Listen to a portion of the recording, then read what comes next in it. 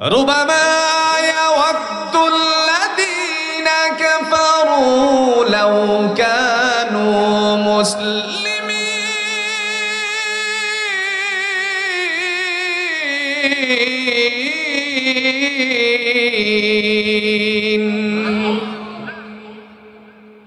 সেই সময় পিছন দিক থেকে বেঈমানেরা বলবে, যারা ঈমান গ্রহণ করে নাই তারা ডেকে ডেকে বলবে, আক্ষেপ আফসোস, আজকে যদি আমরা তোমাদের মতো মুসলমান হতাম তাহলে তোমাদের সাথে জান্নাতে প্রবেশ করতে পারতাম। তার মানে শুধুমাত্র ঈমানদারের মর্যাদা, জুড়ে বলুন তো, বাড়িয়ে দিয়েছেন কে? দাম কম না বেশি? একটু জোরে বলেন, দাম কম না বেশি? কেমন বেশি দেখেন। কোরআন তার দলিল পেশ করে আল্লাহ বলেন, ঈমানদাররা হলো সুপথ প্রাপ্ত, এরা হলো কামিয়াব। এরা কি? কামিয়াব। দলিল কন্যাকে দলিল আছে? দলিল উলাইকা আলা হুদাম মির রাব্বিহিম ওয়া উলাইকা হুমুল মুফলিহুন।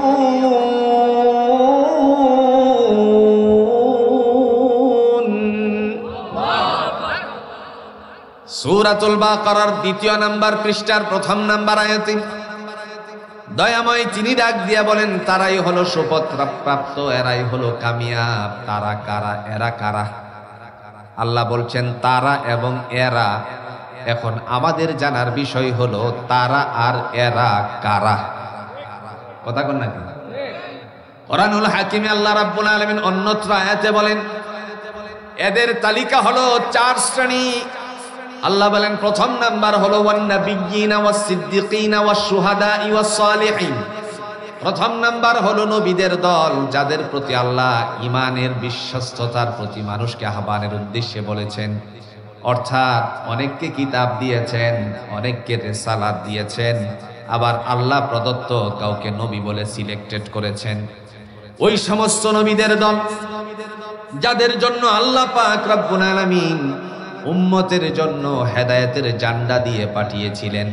২ নাম্বার ওয়াস-সিদ্দিকিন, নবীদের সাথীগণ, যাদেরকে আমরা বলি আসহাব, সাহাবীগণ।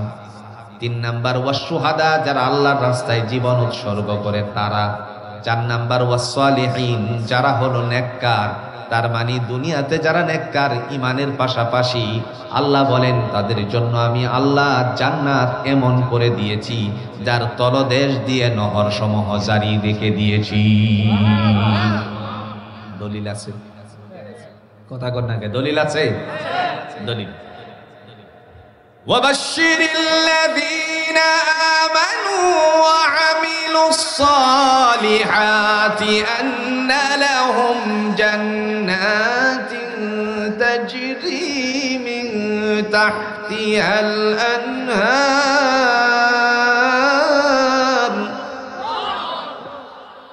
কুল্লামা রুযিকু মিনহা মিন সামারাতির রিজকা قالوا هذا الذي رزقنا من قبل وأتوا به متشابها ولهم فيها أزواج مطهرة وهم فيها خالدون।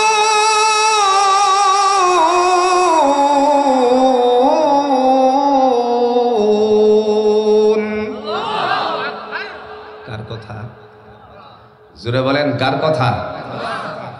কোরআনুল হাকিমের সূরাতুল বাকারার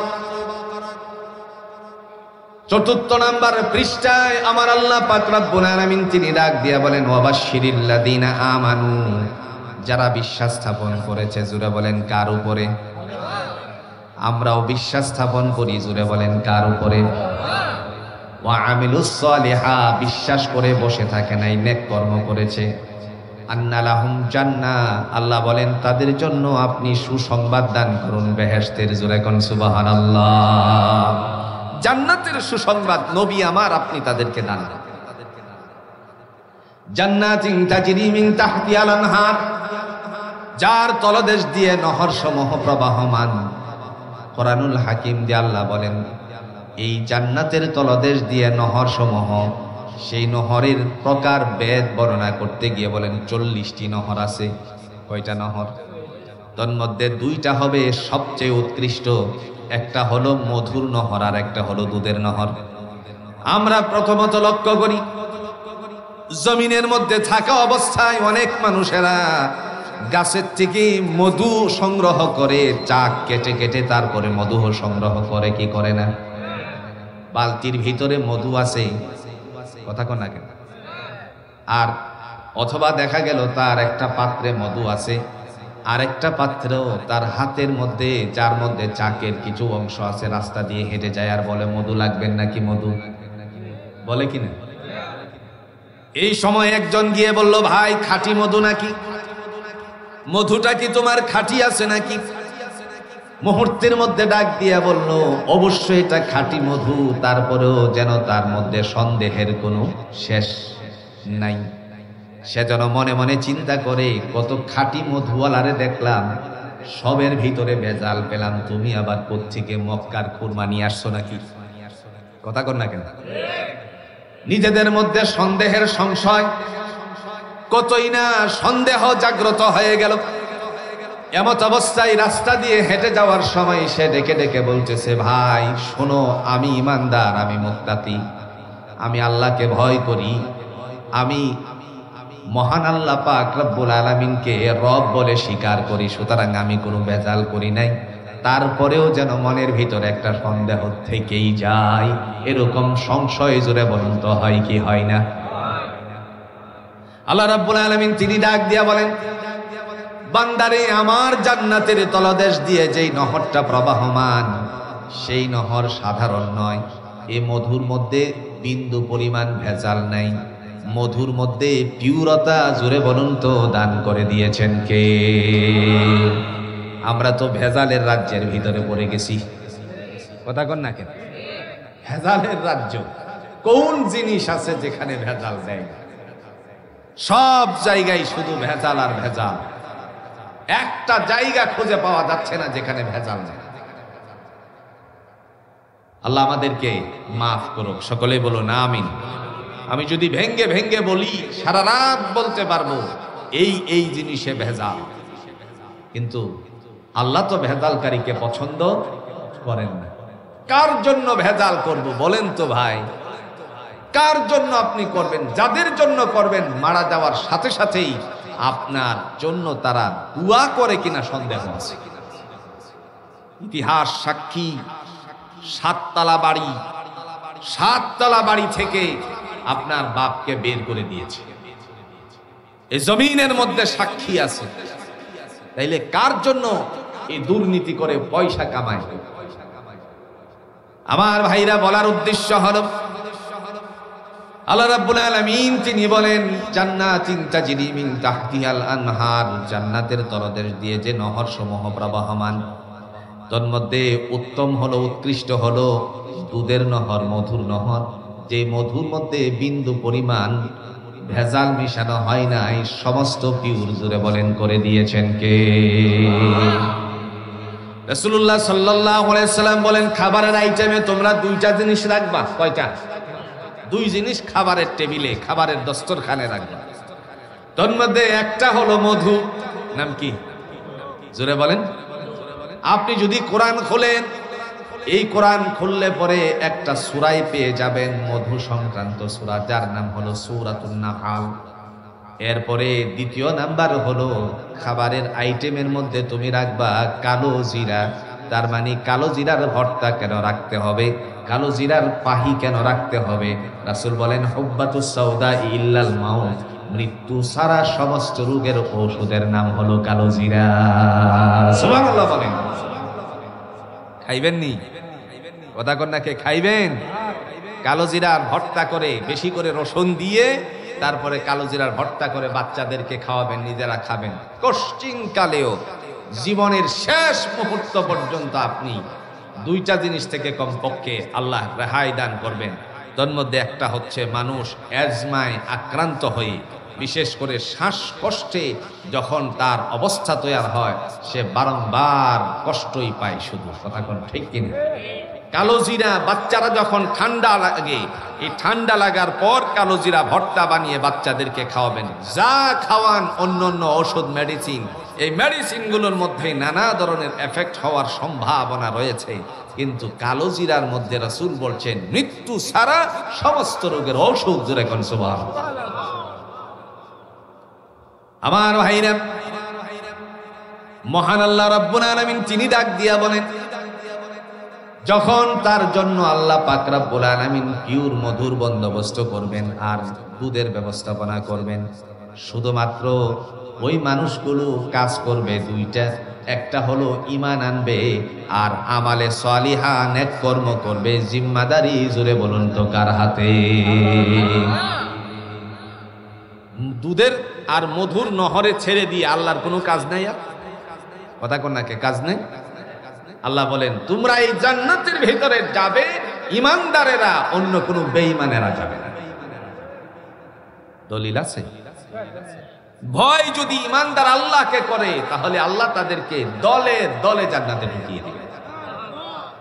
সূরাতুজ জুমারে আল্লাহ দলিল পেশ করেন, ওয়াসিকাল্লাযীনা ইত্তাকাউ রাব্বাহুম ইলাল জান্নাতি যুমারা হাত্তা ইযা জাউহা ওয়া ফুতিহাত আবওয়াবুহা ওয়া ক্বালা লাহুম খাযানাতুহা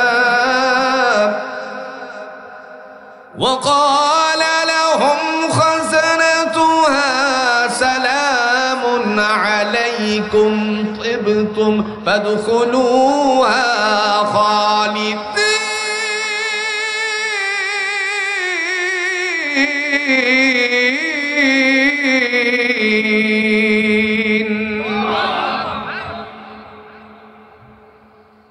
আমি তো জানি মানিকদির মানুষের, গজারিয়ার মানুষের আওয়াজ আলহামদুলিল্লাহ যথেষ্ট আছে।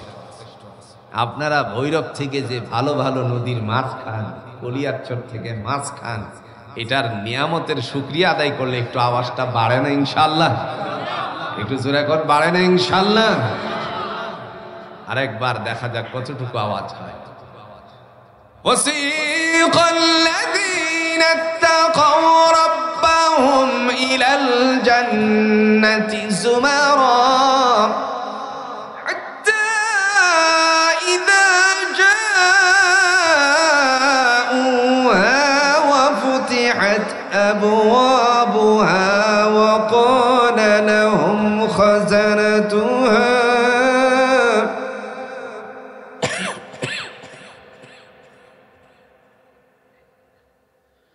وقال لهم خزنتها سلام عليكم طبتم فادخلوها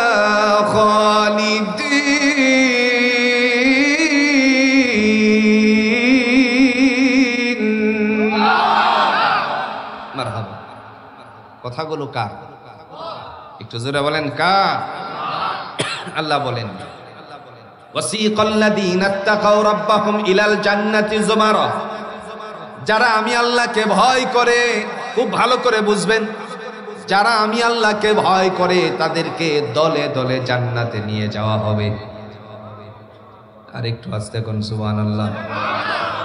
এবার আসেন কথার প্রথম অংশ, আল্লাহ বলেন ওয়াসিকাল্লাযীনা ইত্তাকাউ রাব্বাহুম, যারা আমি আল্লাহকে ভয় করে তাদেরকে দলে দলে জান্নাত দান করে দেওয়া হবে। যে মানুষ আল্লাহকে ভয় করে সেই মানুষ নিরপরাধ মানুষদেরকে কখনো হত্যা করতে পারে নাকি? কথা কোন নাকি? যেই মানুষ আল্লাহকে ভয় করে সেই মানুষ কশিনকালে অপরাধী সাব্যস্ত না হলে পরে সেই মানুষকে অন্যায়ভাবে হত্যা করতে পারে না। যে মানুষ আল্লাহকে ভয় করে সেই মানুষ কশিনকালেও অন্যের, ওই যে বর্ষাকালে অন্যের জাল উঠাইয়া নিতে পারে না। ঠিক না বলেন? জাল চুরি আছে না ভুল বলে ফেলছি? বর্ষাকালে জাল দিয়ে মাছ ধরা হয় না? একজনের জালের মাছ আরেকজন নিয়ে যায়, এরকম পাবলিক মনে হয় গজারিয়া, মানিকদ্বীপ, ভৈরবে কিংবা কুলিয়ারচরে নেই? আছে। কোরআন তো আল্লাহ বলছেন ওয়াসিকাল্লাযীনা তাকাউ রাব্বাহুম, যারা আমি আল্লাহকে ভয় করে তাদেরকে দলে দলে জান্নাতে দিয়ে দেওয়া হবে। কিন্তু যেই মানুষ ভয় করে সেই মানুষ কশিনকালেও অপরের জাল চুরি করতে পারে না।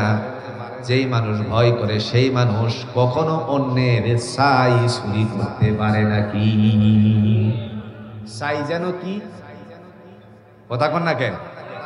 ছাই আসেনি? চিংড়ি মাছ ধরার চাই আছে কিনা? দেখা গেল অনেকে এরকম অভ্যাস বাংলার জমিনে কম না বেশি? কোরআন দিয়ে আল্লাহ বলছেন যারা আমাকে ভয় করে সে কখনো অন্যের আইল ঠেলতে পারে। আপনারা বলুন তো, অন্যের আইল ঠেলা ঠেলি আসেনি? আরো জোরে বলেন আসেনি? দুনিয়ার জমিনে যদি আল্লাহকে ভয় করে সে কখনো অপরের জমিনের ধান কেটে নিজের গরুরে মোটা তাজা করতে পারে না। কথা কোন ঠিক কিনা?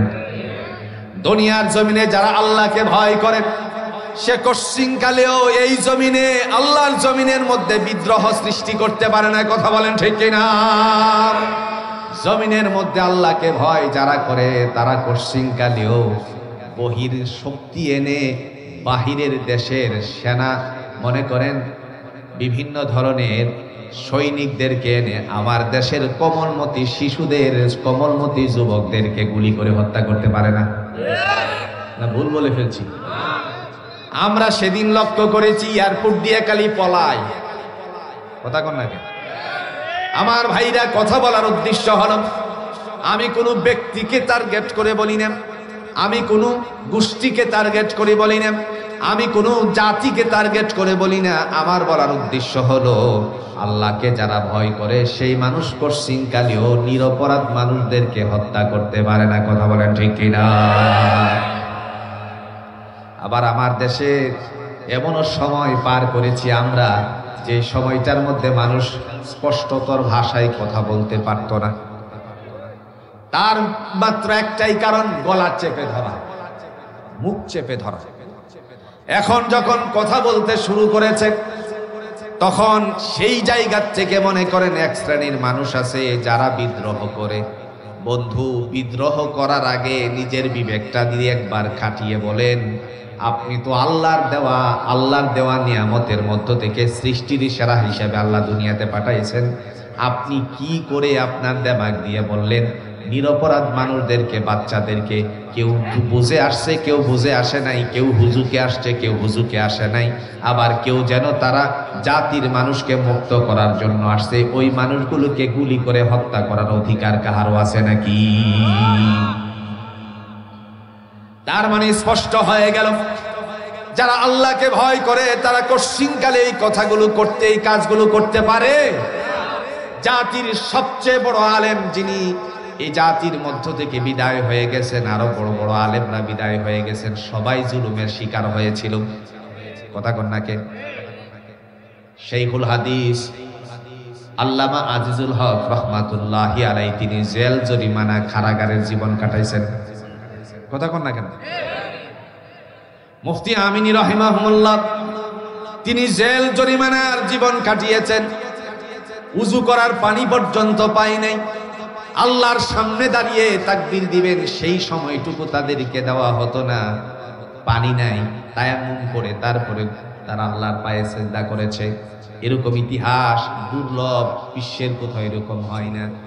আমার ভাইরা, শুধু তাই নয়, এদেশের কোরআনের জন্য নিবেদিত প্রাণ ছিলেন আল্লামা দেলোয়ার হোসেন সাইদি রাহিমাহুল্লাহ। মৌতুল আলেম কা মৌতুল আলম, একজন আলেমের মৃত্যু জগতের মৃত্যু। তার বাস্তবতা আমরা এই জমিনের মধ্যে লক্ষ্য করেছি। বান্দা বলেছিলেন এমন করে লাফালাফি করো না, গাছের গোড়া ধরে ঝাঁকুনি দিলে পরে মামুর বাড়ি দিল্লি গিয়ে পড়বা। বান্দার কথা জুড়ে বলেন তো বাস্তবায়িত হয়েছে কিনা? না, বাস্তবায়িত হয় নাই, একেবারে দিল্লি। বান্দা বলেছিলেন আমাকে যারা রাজাকারের ট্যাগ লাগিয়েছেন আমাকে যারা এই অপরাধে সাব্যস্ত করেছে, অপরাধী বানিয়েছে, আল্লাহ তাদের বিবস্ত্র করে দিবেন। বাস্তবতার নমুনা তাই দেখা গেল। এই জাতি বিশ্বের কোনো ইতিহাসে নাই। একটা দলের সব নেতা কর্মীরা, বিশেষ করে এমপি মন্ত্রীর সাথে সাথে নেতার সাথে সব পালায়া যায়। কথা কন না কেন? তার মানে বিবস্ত্র করে দিবেন। তিনি আল্লাহর কাছে বলছিলেন, বাস্তবতার নমুনা জমিনে মানুষেরা লক্ষ্য করেছে। ঠিক না বলে? শুধু তাই নয়, জীবনভর শাহাদতের তামান্না বান্দার ছিল। যেদিন তিনি চলে গেলেন, কিছু সময়ের ভিতরে আমরা লক্ষ্য করেছি জমিনের মধ্যে আল্লাহ একটা ধাক্কা মারছে। মনে আসেনি ভাই? একটা ধাক্কা মেরেছেন, এটা বুঝিয়ে দিলেন মৌতুল আলেম কা মৌতুল আলম। একজন আলেমের মৃত্যু, আলমের মৃত্যু আপনি যে দলই করেন না কেন আমার কোনো আক্ষেপ নাই। শুধুমাত্র একটা কথা বলতে চাই, অন্যায়ভাবে যারা আল্লাহকে ভয় করে সে কশ্চিন কালেও মানুষকে, নিরপরাধ মানুষকে হত্যা করতে পারে না। কথা বলেন ঠিক কিনা? এমনি ভাবে আল্লাহ বলেন, ওয়াসিকাল্লাযীনা ইত্তাকাউ রাব্বাহুম ইলাল জান্নাতি যুমারা। যারা আমি আল্লাহকে ভয় করে তাদেরকে দলে দলে জান্নাত দিয়ে দেওয়া হবে। যারা আল্লাহকে ভয় করে সেই মানুষ কখনো দুর্নীতি করতে পারে না, রাহাজারি করতে পারে না। একটা কথা আপনারা বলেন তো, গ্রামে গঞ্জে মহিলা চুলে ধরে টানাটানি আসেনি? কথা কোন না? আজ বাংলাদেশের মানুষগুলোকে বিপদগামী করার জন্য পাশের দেশ থেকে নানা ধরনের চক্রান্ত করে আমার বাংলাদেশকে বিপদগামী করতে চাই। এরকম আছে কিনা? আমার মনে হয় সাধারণ পরিবারে যদি জন্মগ্রহণ করত, গ্রামে গঞ্জে মহিলারা যেরকম সুলাসুলি করে তাও তার মধ্যে পাওয়া যেত। কথা কোন? এত রাগ কেন? এত ঝগড়াটে কেন? কোরআনুল হাকিম আল্লাহ রাব্বুল আলামিন বলেন, তারাই হলো ক্ষতিগ্রস্ত। এরা হলো ক্ষতিগ্রস্ত যাদের মধ্যে তিনটা বদগুণ আছে। কয়টা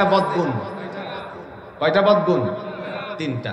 কোরআন দলিল দেয়, আল্লাযীনা ইয়ানকুযুনা আহদাল্লাহি মিন বা'দি মিসাকিহি ওয়া ইয়াকতাউনা মা আমারাল্লাহু বিহি আইয়ুসাল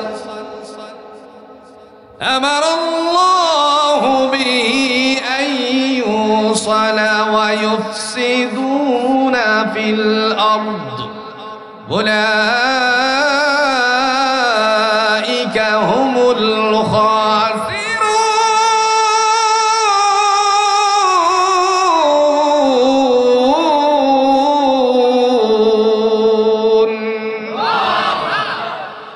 বদগুণ কয়টা? খারাপ গুণ। এক নাম্বার হলো আল্লাযীনা ইয়ানকুযুনা আহদাল্লাহি মিন বা'দি মিসাকিহি। যারা আল্লাহর সাথে অঙ্গীকার করার পরে অঙ্গীকার ভঙ্গ করেছে, এরা হলো খারাপ গুণের অধিকারী। কেমন অঙ্গীকার ভঙ্গ করেছে?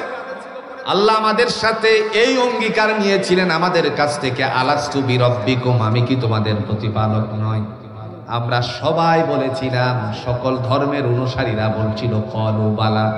যারা খ্রিস্টান, যারা ইহুদি, যারা নাসারা, যারা বুদ্ধ, যারা হিন্দু, যারা মুসলমান, সবাই একসাথে বলেছিলাম রুহানি জগতে ক্বালু বালা, অবশ্যই তুমি আমাদের প্রতিপালক।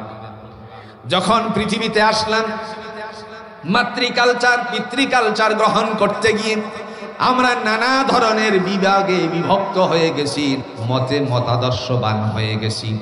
যার কারণে আল্লাহ বলেন, যারা আমার সাথে অঙ্গীকার করার পরে অঙ্গীকার ভঙ্গ করেছ, তোমরা হলো বদগুণের অধিকারী, তোমরা হলো ক্ষতিগ্রস্ত। কে বলেছেন? ওয়ায়াকতাউনা মা আমারাল্লাহু বিহি আইয়ুসাল। আর যারা দুনিয়ার জমিনে আদেশ প্রাপ্ত হওয়ার পরে, কি প্রাপ্ত? আল্লাহর আদেশ।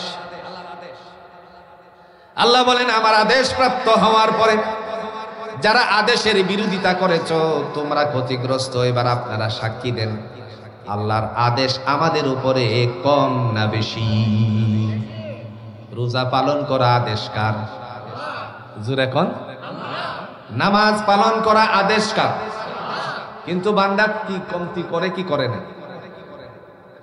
আল্লাহ নিজে কোরআন দিয়ে বলছেন, নবী আমার, আপনি তাদেরকে বলুন কেন পৃথিবীতে আপনারে পাঠালাম। আদেশ, দলিল আছে? কথা কন্যাকে দলিল আছে? দলিল সূরাতুজ জুমারের 11 নম্বর আয়াতে আল্লাহ দলিল পেশ করেন, কুল ইন্নী উমিরতু আন আ'বুদাল্লাহা মুখলিসিনা লাহুদ্দীন।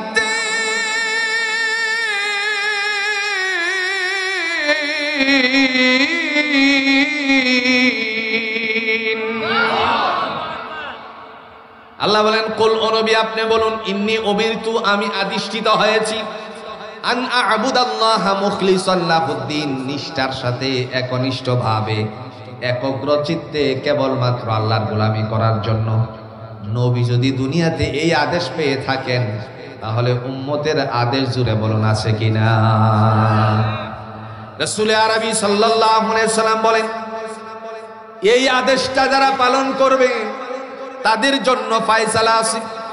আপনারা যারা হজ করেছেন অথবা দীর্ঘদিন সৌদি আরবে ছিলেন, অবশ্যই আপনাদের জানা আছে রাসূলুল্লাহ সাল্লাল্লাহু আলাইহি সাল্লামের বাড়ির সামনে, অর্থাৎ আয়েশা রাদিয়াল্লাহু তাআলা আনহার ঘর, মসজিদে নববীর ইমাম যেখানে দাঁড়ায়, সালামতি দিয়ে তারপরে হাজিরা বের হয়ে যায়, এরই সামনে একজন বড় সাহাবীর বাড়ি ছিল। সেই সাহাবীর নাম হলো আবু আইয়ুব আনসারী রাদিয়াল্লাহু তাআলা আনহু। হযরত আবু আইয়ুব আনসারীর বাড়িটা কোথায়? একটা বড় পিলার করা আছে, যার উপরে দুইটা ডেকসির মতন বসানো আছে, ডেকসির মতন দুইটা বসানো আছে। এই জায়গার মালিক ছিলেন হযরত আবু আইয়ুব আনসারী রাদিয়াল্লাহু তাআলা আনহু। মসজিদে নববীতে দোয়া কবুলের কয়েকটা জায়গা আছে, তার মধ্যে একটা জায়গা হলো আবু আইয়ুব আনসারীর বাড়ি। এখানে বসে বসে কেউ যদি আল্লাহর কাছে কিছু রুনাজারি করে, আল্লাহ পাক রব্বুল আলামিন বান্দার সমস্ত রুনাজারিকে কবুল করে নেবেন। কিন্তু উল্টা পাল্টাটা নয়। আপনি যদি এখানে বসে বসে বলেন, আল্লাহ শুনেছি আবু আইয়ুব আনসারীর বাড়ির এখানে নাকি দোয়া কবুল হয়, তোমার রাসূলের সাহাবী হযরত আবু আইয়ুব আনসারী রাদিয়াল্লাহু তাআলা আনহু ওনার বাড়িতে বসে আমি তোমার কাছে চাচ্ছি বাংলাদেশে গিয়েই বাংলাদেশ ব্যাংক লুট করতে চাই, কবুল হবে? কথা কোন নাকি কবুল হবে?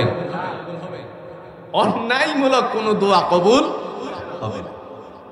রাসূলুল্লাহ সাল্লাল্লাহু আলাইহি ওয়াসাল্লাম সেই আবু আইয়ুব আনসারী রাদিয়াল্লাহু তাআলা আনহুর বাড়িতে তিনি প্রথমত মদিনায় যাওয়ার পরে গিয়েছিলেন, তার কারণ শুধু একটাই, সমস্ত সাহাবীরা রাসূলের কাছে আবদার জানিয়েছিলেন, ইয়া রাসূলুল্লাহ আপনি আমার বাড়িতে প্রথম মেহমান হন। নবীজি সকলের আবদার গ্রহণ বলেন তো করা সম্ভব নাকি, পালন করা সম্ভব নাকি? আবদারটুকু গ্রহণ করা সম্ভব? কারণ সবাই বলতেছে নবী গো আমার বাড়িতে আপনি আগে আসেন। কিন্তু হযরত আবু আইয়ুব আনসারী রাদিয়াল্লাহু তাআলা আনহু তিনি দেখলেন সবার আবদার নবীর দিকে, এবার তিনি আবদার শুরু করলেন আল্লাহর দিকে। আর একটু আস্তে কোন সুবহানাল্লাহ, ডাক দিয়া বলেন, আল্লাহ তাআলা তোমার হাবিবকে সকলেই আবদার জানালো, আরজি জানালো, দরখাস্ত পেশ করেছে, রিকোয়েস্ট করতে শুরু করেছে আমার বাড়ির প্রথম মেহমান হন। কিন্তু এই অবস্থার মধ্যে যদি প্রত্যেকের বাড়ির মেহমান হওয়া সম্ভব হয়, আমার তো জানা আছে সম্ভব না। আল্লাহ তুমি বড় মেহমানের দায়িত্ব পালন করো, দয়া করে তোমার নবীরে আমার বাড়ির মেহমান আগে বানিয়ে দাও। চাইছে কার কাছে? আল্লাহর কাছে। কারণ চাইতে হবে আল্লাহর কাছে। তিনি কোরআন দিয়ে বলছেন যারা আল্লাহর কাছে চায় তাদের অবস্থাটা, وَإِذَا سَأَلَكَ عِبَادِي عَنِّي فَإِنِّي قَرِيبٌ أُجِيبُ دَعْوَةَ الدَّاعِ إِذَا دَعَانِ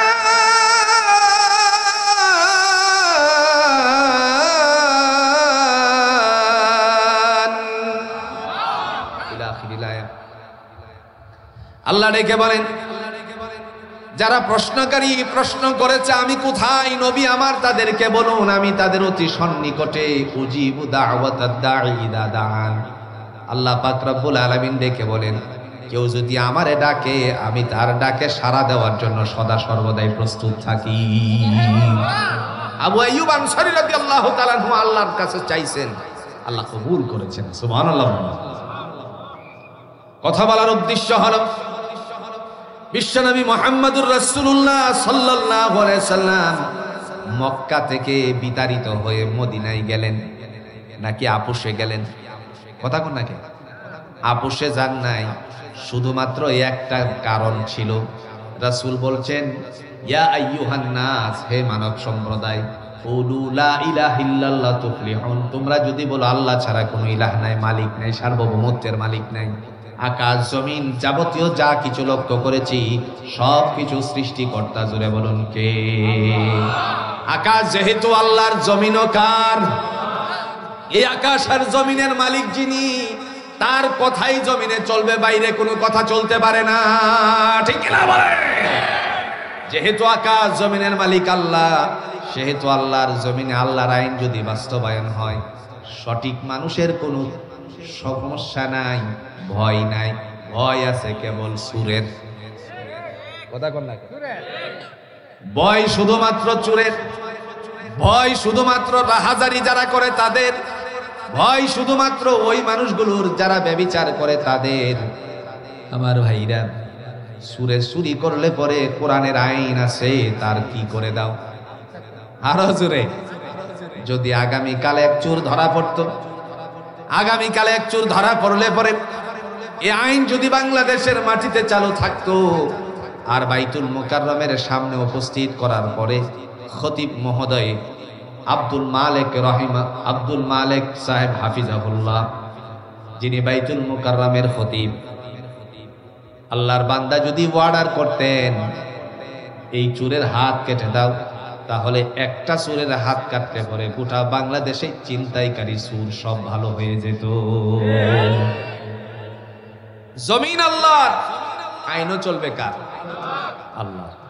মানব রচিত আইন দিয়ে কখনো জমিন, কখনো মানুষ, কখনো শান্তিতে বসবাস করতে পারে। নবীজি সাল্লাল্লাহু আলাইহি সাল্লাম বলেন, সাহাবীদেরকে ডেকে বললেন, শোনো, যারা আল্লাহর আদেশ পালন করে, কয়টা বদামল বলছিলাম? মনে আছে তো? মনে আছে তো? তিনটা বদামল। যারা আল্লাহর আদেশ পালন করে, রাসূল বলেন তাদের জীবনের সব গুনাহগুলো আল্লাহ মাফ করে দেন। আবু আইয়ুব আনসারী রাদিয়াল্লাহু তাআলা আনহুর বাড়ির সামনে বসে বসে বললেন, কেউ বলেছেন মসজিদে নববীতে বসে বসে আল্লাহর নবী কথাগুলো বললেন, আরাআইতুম লাউ আন্না নাহারান ফি বাবি আহাদিকুম হাত্তা ইয়াগতাসিলু ফীহি কুল্লা ইয়াওমিন 5 মাররা হাল বাকিয়া মিন দারানিহি শাইউন ক্বালু লা ইয়াবকা মিন দারানিহি শাইউন ক্বালা মিসলুস সালাতিল 5 ইয়ামহুল্লাহু বিহিন্নাল খাতায়া। দিনের নবী ডাক দিয়া বলেন, কাহারো বাড়ির সামনে যদি একটা পুকুর থাকে, একটা খাল থাকে, একটা নহর থাকে, নদী থাকে, মনে করেন আপনাদের এই মানিকদি গজারি আসার জন্য উলিয়াচরের নদীতে জোরে কনসাই ব্রিজ হইছে কি হয় নাই? জোরে কোন হইছে কি হয় নাই? ব্রিজ না থাকা অবস্থায় কেউ যদি চিন্তা করত দৈনিক কুলিয়াচর যাবে 5 বার, কয়বার? 5 বার। একবার যাওয়া আরেকবার আসা, আরেকবার যাওয়া আরেকবার আসা, এইভাবে যদি যাওয়া আসা করে, এবার আপনারা বলুন তো সে অবশ্যই শরীরের মধ্যে কিছু মেসেজ করবে কিনা? গোসল করবে কি করবে না? যখন শরীরের মধ্যে একটু এরকম করে ঘষা দিবে, তখন কি তার শরীরে কোনো ময়লা থাকবে? জোরে কন্যাকে থাকবে? থাকবে না। রাসূল বলেছেন, হাল বাকিয়া মিন দারানিহি শাইউন, তাদের শরীরে কোনো ময়লা থাকতে পারে নাকি? সাহাবীরা উত্তর দিলেন, ক্বালু লা ইয়াবকা মিন দারানিহি শাইউন, নবী আমার, তাদের গায়ে কোনো ময়লা থাকতে পারে না। সাথে সাথে আল্লাহর নবী ঘোষণা দিয়ে বললেন, ক্বালা মিসলুস সালাতিল 5 ইয়ামহুল্লাহু বিহিন্নাল খাতায়া। এরকম ভাবে আল্লাহর আদেশ যারা পালন করে, 5 ওয়াক্ত নামাজ যারা আদায় করে, তাদের গায়ের থেকে আমার আল্লাহ রাব্বুল আলামিন সমস্ত ময়লাগুলো ঝরাইয়া দিবেন, গুনাহগুলোকে মাফ করে দিবেন।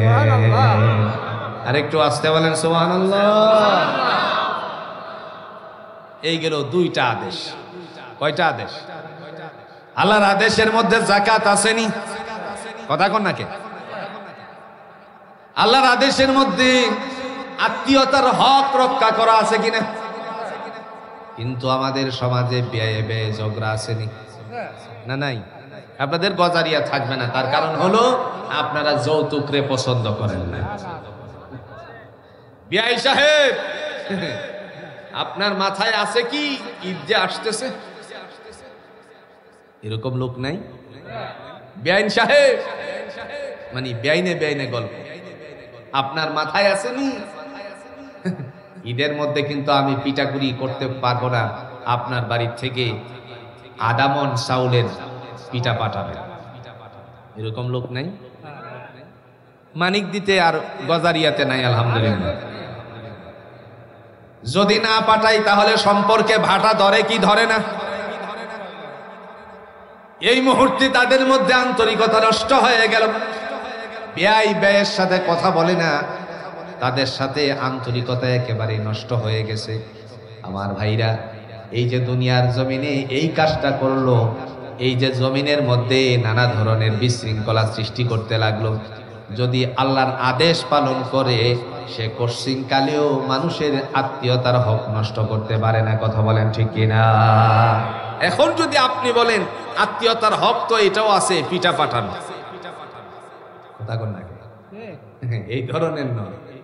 আপনার বাড়িতে বিয়া হিসাবে দাওয়াত দিয়ে খাওয়াবেন, আত্মীয় স্বজনকে দাওয়াত দিয়ে খাওয়াবেন, বন্ধু বান্ধবকে দাওয়াত দিয়ে খাওয়াবেন। নবীজি মুহাম্মদুর রাসূলুল্লাহ সাল্লাল্লাহু আলাইহি সাল্লামের দুইজন সাহাবী, বুখারীর হাদিস কিতাবুল ঈমান অধ্যায়ের থেকে বর্ণনা করছি। আল্লাহ রাসূল সাল্লাল্লাহু আলাইহি সাল্লামের দুইজন সাহাবী এসে বললেন, ইয়া রাসূলুল্লাহি আইয়ুল ইসলামি খায়রুন, ইসলামের মধ্যে সবচেয়ে উত্তম কাজ কি? নবীজি বললেন, ইসলামের উত্তম কাজ হলো দুইটা। কয়টা? আরেকটু জোরে কোন, কয়টা? নবীজি বললেন দুইটা কাজ হলো ইসলামের উত্তম। প্রথম নাম্বার হলো তুতিমুত তাআম, একে অপরকে খাবার দিবা। চিন্তা করেন, একজন আরেকজনকে খাবার খাওয়াবা। ওয়াতাকরাউস সালাম, এরপরে একে অপরের সাথে সাক্ষাৎ হওয়ার পরে সালাম বিনিময় করবা, আসসালামু আলাইকুম ওয়া রাহমাতুল্লাহ, উত্তর দিবে ওয়া আলাইকুমুস সালাম। যদি বলে সালামুন কাওলাম মির রাব্বির রহিম, বান্দার জন্য জোরে বলুন তো দোয়া আছে কি আছে না? তাদেরকে দাওয়াত দিবেন, আবার সালাম দিবা রাস্তায় সাক্ষাতের পর। এখন আমাদের সমাজে কিছু মানুষ আছে হিংসাত্মক মনোভাব নিয়ে, একজন আরেকজনকে দেখলে সালাম দিবে দূরের কথা, মাথা অন্যদিকে দিয়ে তারপরে চলে যাবে। এরকম মানুষ আছে কিনা? আবার দেখা গেল এই মানুষ যদি আল্লাহর জমিনে দ্বীন কায়েমের জন্য চেষ্টা করে আর এই মন মানসিকতা রাখে, সেই মানুষ কশিনকালে আল্লাহর কাছে প্রিয় হতে পারে না। ঠিক কিনা বলেন? সাহাবী জিজ্ঞেস করলেন, ইয়া রাসূলুল্লাহি, আমি যদি তারে না চিনি, সালাম দেওয়ার জন্য পরিচয় লাগেনি? কথা কোন নাকি? লাগেনি। সাহাবী বললেন, আমি যদি তারে না চিনি, অপরিচিত ব্যক্তি হয়, নবীজি ঘোষণা দিয়ে বললেন, মান আরাফতা ওয়া মান লাম তারিফ, তোমার পরিচিত হোক অথবা অপরিচিত হোক, চিনাই হোক অচিনাই হোক, তুমি তারে দেখা মাত্র সালাম দিবা। ইসলামের দুইটা উত্তম কাজ আদায় হয়ে যাবে, আল্লাহ তোমাকে ভালোবাসবেন। সুবহানাল্লাহ। এরপর আল্লাহ রাব্বুল আলামিন ডেকে বলেন, হে জগৎবাসী শোনো, তোমার জন্য আমি আল্লাহর পক্ষ থেকে ফায়সালা। তিনি বলেন, ওয়ায়ুফসিদুনা ফিল আরদ, তিন নাম্বার বদামল। কি আমল? বদামল, খারাপ আমল। ওয়ায়ুফসিদুনা ফিল আরদ, যারা জমিনে বিশৃঙ্খলা সৃষ্টি করে, জমিনের মধ্যে মারামারি করে, এই তিনটা বদামল যার মধ্যে আছে, উলাইকা হুমুল খাসিরুন, তারাই হলো ক্ষতিগ্রস্ত। এবার আপনারা বলুন তো, জমিনে মারামারি আসেনি? কথা কোন নাকি? আসেনি?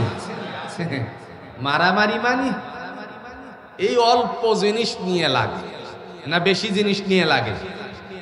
আমি দীর্ঘ দীর্ঘ 19 দিন ঝগড়া হওয়ার পর সালিশ যখন হলো, এই সালিশে গেলাম।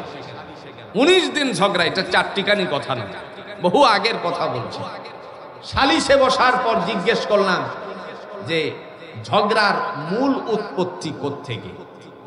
তখন বলছে যে জমিনের মাঝখান দিয়ে, আইলে দিয়ে না গিয়ে জমিনের মাঝখান দিয়ে সে হেঁটে গিয়েছিল, জমিনের কয়েকটা সারা ভেঙে গেছে, এইগুলো হলো পাট ক্ষেত ছিল। আচ্ছা চিন্তা করেন, এর ভিতরে দেখা গেল এক একজনের লাখ টাকা নাই। ওই যে 19 দিন ঝগড়া হইলে কি হসপিটালে ভর্তি আসেনি? কথা কোন নাকি হাসেনি? মূল উৎপত্তি কোত্থেকে? মাত্র জমিনের আইলে দিয়ে না গিয়ে মাঝখান দিয়ে গেছে। এটাই হলো শয়তানের কাজ। কার কাজ? যারা বলেন কার কাজ?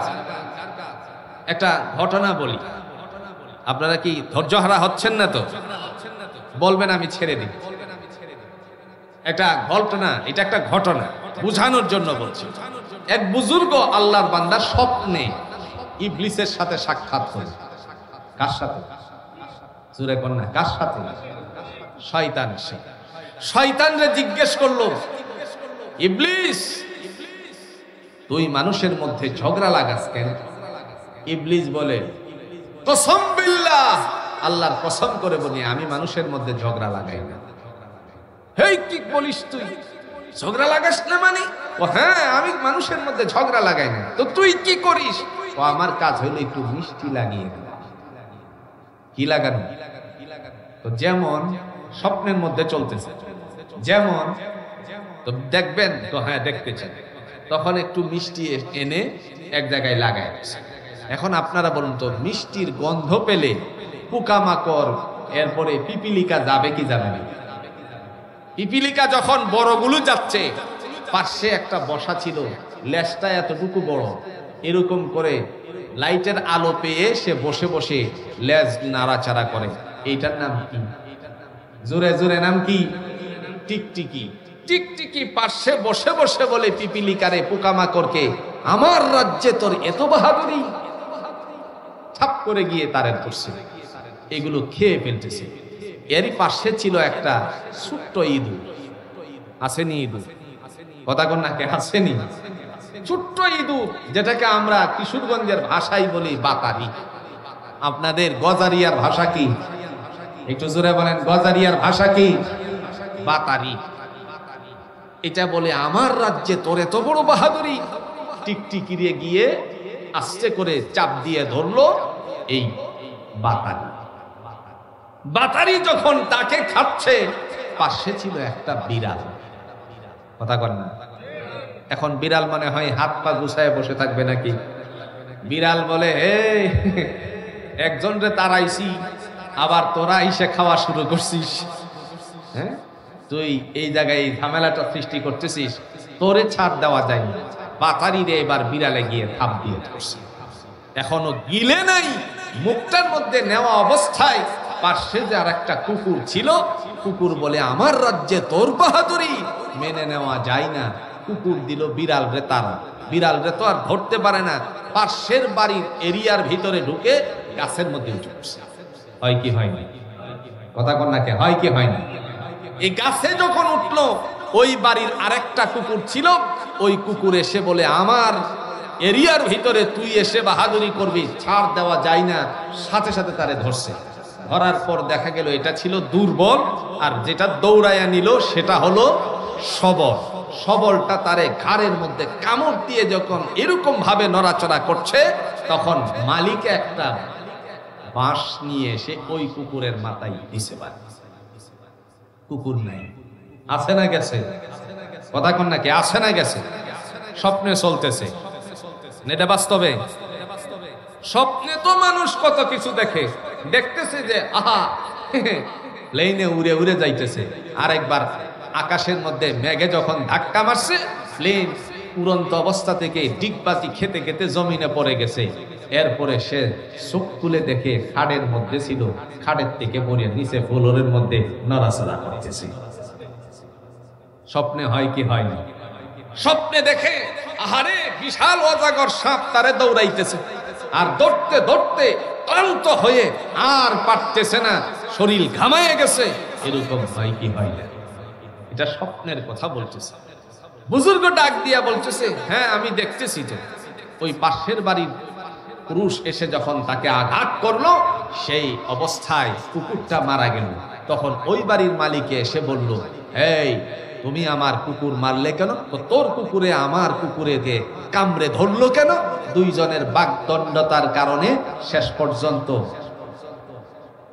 আসেনি, কথা কন নাকি আসেনি, যেই মাত্র মারছে না খেয়ে ঘুষি, রক্ত যখন গড়ায়া পড়তেছে, ওই মালিকের যে জনগোষ্ঠী আছে তাদের কানে খবর পৌঁছে গেল গজারিয়া থেকে যে এই মানিকদির বাজারে, কিংবা আরেকটা বাজার যেন পার হয়ে আসছে, এটার নাম নাকি, হ্যাঁ গজারিয়া বাজারে লাগছে তোমার মানুষটারে, একবারে নাক ফাটাই দিচ্ছে, রক্তে একবারে শরীরের কাপড় সব লাল হয়ে গেছে। কি এই কথা শুনে 8-10 জনে বুঝি না মানো, এই যে ইবাদে, এটার নাম নাকি, হ্যাঁ বর্ষা বল্লম নিয়ে রওনা দিছে, আবার কিছু লম্বা লম্বা এইগুলো নিয়ে রওনা দিছে। 2 দলে লাগছে, লাগার পরে মামলা মোকদ্দমা আসেনি। মামলা মোকদ্দমা হওয়ার পর বহু পয়সা করি ভাঙছে, আবার হসপিটাল এইগুলো চিকিৎসা করতে করতে শেষ পর্যন্ত গ্রামে এসেই এটা নিষ্পত্তি দিতে হয়। তখন 2 দলের আরজি, 2 দলের আপনার বাদী বিবাদীর কিছু ট্রিটমেন্ট নেওয়া হয় কি হয় না? এবার নিতেছে। কি নিয়ে ঝগড়া? তো আমার কুত্তাটারে বাড়ি দিয়ে বাইরে লাইছে। এখন বিবাদী বলে, তোমার কি আরজি, তোমার কি বক্তব্য? আমার কুত্তাটারে, আমার কুকুরকে কামড়ায়া এমন ভাবে ক্ষতবিক্ষত করেছে, যার কারণে আমি রাগটা সামাল করতে পারিনি। এখন ঘটনা মূল উৎপত্তি করতে গিয়ে আরো জোরে মিষ্টি লাগানোর থেকে। সুতরাং পৃথিবীর জমিনে শয়তান এই কাজটাই করে যে জমিনের মধ্যে মানুষকে বিভ্রান্তকর অবস্থায় রেখে তাদেরকে ফাসাদের মধ্যে লিপ্ত করে।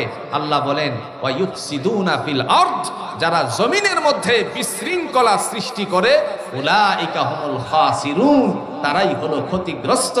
এই বদ আমল 3টা যার মধ্যে আছে তারাই হবে ক্ষতিগ্রস্ত। কার কথা? জোরে বলেন, কার কথা? আমার ভাইরা, যে কথা বলছিলাম, আল্লাহ পাক রব্বুল আলামিন তিনি ডাক দিয়া বলেন, হে জগতের মানুষেরা শোনো, তোমাদের জন্য ফায়সালা। ঈমানদারের জন্য আল্লাহ পাক ডাক দিয়া বলেন, উলাইকাল্লাযীনা ইশতারাবুদ দালালাতা বিল হুদা ফামা রাবিহাত তিজারাতুহুম ওয়া মা কানু মুহতাদিন। যারা হেদায়েতকে বাদ দিয়ে গোমরাহি খরিদ করে, তারা তাদের ব্যবসার মধ্যে সফলতা অর্জন করতে পারে নাই, ফলে তারা নিজেরা হেদায়েত প্রাপ্ত হয় নাই। তার মানে হেদায়েতের মালিক, জোরে বলুন তো কে? সাইয়্যিদুল মুরসালিন আহমদ মুস্তাফা সাল্লাল্লাহু আলাইহি ওয়াসাল্লাম, তিনি জাতির মাঝে ইতিহাস রেখে গেছেন, হেদায়েতের মালিক হলো আল্লাহ। বিশ্বনবী সাল্লাল্লাহু আলাইহি ওয়াসাল্লামের জিম্মাদারি নিয়েছিলেন আব্দুল মুত্তালিব। কে নিয়েছিলেন? Abdul Muttalib. রাসূলের দাদা যান জমিন থেকে বিদায় হয়ে যাওয়ার পরে আবু তালেব তার দায়িত্ব নিল। ওই সময় আবু তালেব দায়িত্ব কখন গ্রহণ করেছিলেন খুব ভালো করে বুঝেন। আবু তালেব এমন বীর সাহাবী, এমন বীর একজন ব্যক্তি ছিলেন, তিনি কালিমা পড়লেই সাহাবী হয়ে যেতেন, কিন্তু কালিমা পড়তে পারেন নাই, যার কারণে সাহাবীর যোগ্যতা অর্জন করতে পারে নাই। আল্লাহ রাসূল সাল্লাল্লাহু আলাইহি ওয়াসাল্লামের বিরুদ্ধে যখন আবু সুফিয়ান, আল্লাহর বান্দা নাফরমান, তিনি যখন বিদ্রোহ ঘোষণা করেছিল, আর সেদিন তারা একটা ধমক মেরেছিলেন। যেই ধমক মেরেছিলেন, আবু তালেব আল্লাহর বান্দার কাছে শেষ বেলায় নবীজি গিয়ে বললেন, আবু তালেব, ও আমার চাচাজান, আপনি শুধুমাত্র এতটুকু পড়েন, লা ইলাহা ইল্লাল্লাহ, আশহাদু আল্লা ইলাহা ইল্লাল্লাহ, এতটুকু পড়েন, মুহাম্মদুর রাসূলুল্লাহ বলার দরকার নাই, বাকিটা আমি বুঝবো। যেই মাত্র মুখটা নড়াচড়া শুরু করলো, মুখ দিয়ে এক পর্যায়ে বেরিয়ে আসবে, এই মুহূর্তে তার যত সাথীরা ছিল তারা ডেকে বলল, মৃত্যুর পূর্ব মুহূর্তে প্রত্যেক ধর্মটারে তুমি বিসর্জন দিবা নাকি? কথা বলা মাত্রই দেখা গেল তার জবান নড়াচড়া বন্ধ হয়ে গেল, মৃত্যু হয়ে গেল। কালিমা তিনি প্রকাশ করতে পারলেন না, জবান দিয়ে উচ্চারণ করতে পারলেন না।